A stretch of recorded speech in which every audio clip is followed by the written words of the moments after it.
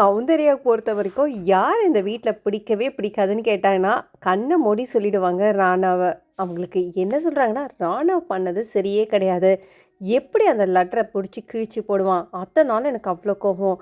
அவனுக்கு மூளையில் ஒன்றுமே கிடையாது. அவனுக்கு ஏதாவது அறிவு இருக்கா? எப்படி ஒருத்தங்க லெட்டர் எழுதி கொடுத்து கிழிப்பான்? இதுவே உங்கள் வீட்டிலேருந்து வந்த லெட்டரை யாராவது கிழிச்சாங்கன்னா சும்மா இருப்பாங்களான்றது தான் என்னோட கேள்வி. ஜாக்லினும் தரமான ஒரு அட்வைஸ் கொடுக்குறாங்க. இங்கே பாரு, அவன் வந்துட்டு அவனோட இஷ்டம், அவன் பண்ணதெல்லாம் ஓகே.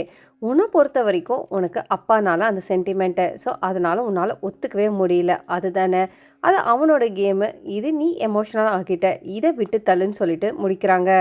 எனக்கு நிஜமாவே வீக்கெண்ட் என்ன பேசுறதுனே தெரியல. நான் எல்லாமே மறந்து போயிட்டேன்.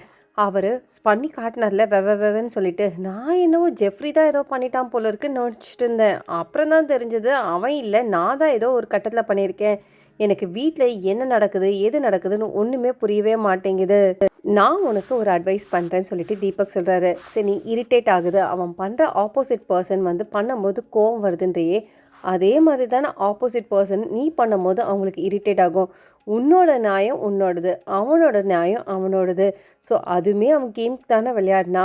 சரி, அந்த லெட்டரை அவன் கிழிச்சியே போடலை, அது உனக்கு தெரியுமா?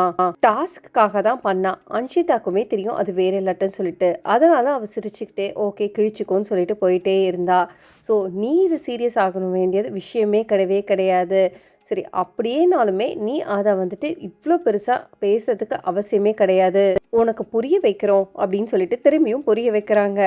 உனக்கு உங்கள் அப்பா மேலே ஒரு எமோஷனல் இருக்குது, அதே மாதிரி அவன் பண்ணும்போது அதுவுமே அவனுக்கு வந்துட்டு கரெக்டு தான். ஸோ 2 பேர் மேலேயுமே தப்பு கிடையாதுன்னு சொல்லி புரிய வைக்கிறாங்க.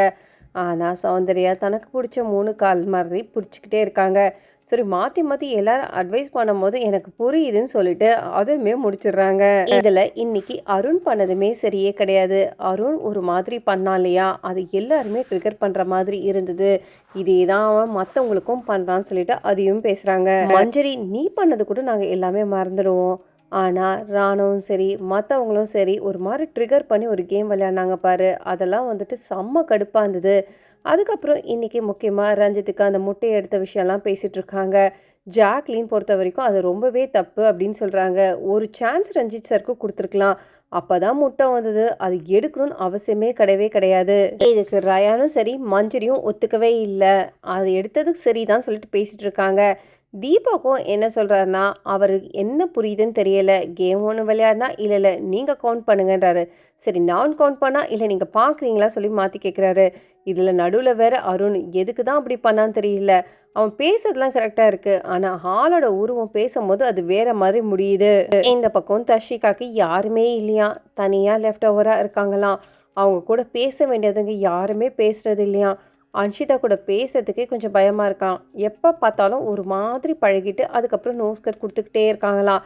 இவங்களுக்கு எவ்வளோ தான் அட்வைஸ் பண்ணாலுமே இவங்களோட கேம் அவுட்டுன்னு தெரிஞ்சு போச்சு. நம்மளும் பேசி பேசி டயர்ட் ஆகிடுச்சு. சரி, அவங்க என்னவோ விஷாலை வந்து விடுற மாதிரி இல்லை. விஷாலுமே இவங்களுக்கு அட்வைஸும் பண்ணி பார்க்குறாங்க, ஆனால் இவங்களும் கேட்குற மாதிரி இல்லை. இந்த வீக்கெண்டில் 2 வந்துட்டுல 3 நமக்கு அவுட்டுன்றது நமக்கு நல்லாவே தெரியும். விஷால் பொறுத்த வரைக்கும் அன்ஷிதா ரொம்பவே முக்கியம், எனக்கு அன்ஷிதா ரொம்பவே பிடிக்கும்னு சொல்லிட்டு ஒரே கலர் 2 மக அடிக்கிறாரு. யாரை பார்த்தாலும் நம்பிடுறா, அவளுக்கு எதுவுமே தெரிய மாட்டேங்குது. நம்ம தான் சொல்லி கொடுக்கணும்னு சொல்லிட்டு இவரு ஒரு ரெட் ஃப்ளாகையோ இல்லையோ ஒரு கொடியை ஏற்றிட்டு இருக்காரு. ஸோ அதை பற்றி என்ன நினைக்கிறீங்கன்னு சொல்லிட்டு கமெண்ட் பண்ணிவிட்டு, பிக் பாஸ் தமிழ் 8 சம்மந்தமான லைவ் அப்டேட்ஸ்லாம் பார்க்கறதுக்கு என் சேனலை மறக்காமல் சப்ஸ்கிரைப் பண்ணி சப்போர்ட் பண்ணுங்கள். அப்படியே பக்கத்தில் இருக்க பெல் நோட்டிஃபிகேஷனை கிளிக் பண்ணுங்கள். தேங்க்ஸ் ஃபார் வாட்சிங் மக்களே.